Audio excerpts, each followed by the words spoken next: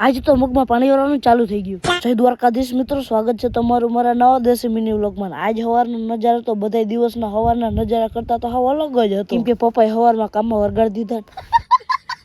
કઈ નહીં ભાઈ, ઈટું હારવાની હતી તો ઈટું ધરાઈ ગઈ. વાતાવરણ અલગ કેવા ખબર, કેમ કે સવારનો નજારો તો જો ભેગા વાદળા એટલે વાદળ થયું વાતાવરણ. અને તમારા ભાઈ મગમાં પાણી મારી મેલી, કેમ કે જયદીપભાઈ મગમાં પાણી વારતા હતા. નટાણે તો ખુરશી ઢારીને બેઠા હતા. અને નટાણે આપણે એક રીલ શૂટ કરવાની હતી, કેમ કે એકદમ મસ્તીનો વ્યૂ આવતો હતો. ને પછી આપણે જવા માંડ્યા આપણે ઓયડી બાજુ. બપોર થઈ ગયા ને ગરમી થતી હતી, ભેગો પવન આવતો અને ભેગી થોડી મજા આવતી. અને થોડીક વારમાં રૂંઢો થઈ ગયો ને આપણે રૂંઢે ભીમસિંહભાઈ ની વાડી બાજુ જવાનું હતું. એટલે મહિલાના ખેતરમાં પાણી મારી મેલા જવા માંડ્યા ભીમસિંહભાઈ ની વાડી બાજુ. અને રૂંઢો થઈ ગયો તો ભાઈ તડકો ખતરનાક હતો. અને હમાર મારેલું ખેતર હતું, એમાં પાહરી મારી મેલી. ખેતરમાં હાલવું એક તો વહેમું પડી જાય. અને આ બે બાપ દીકરો ખાટલો ઢારીને બેઠા હતા. ઈ બે બાપ દીકરાને કઈ કામ ધંધો ના આવે, કેમ કે વેકેશન પડી ગયું એટલે ખાટલામાં પડ્યું રહેવાનું. પછી આપણે મકાન જોવા આવી ગયા, કેમ કે લાદીએ ફિટ કરી અને કલર નહીં કર્યો. મકાન તો જોરદાર છે, કઈ ના ઘટે, પણ આ આપણા મકાનને ન પૂગે.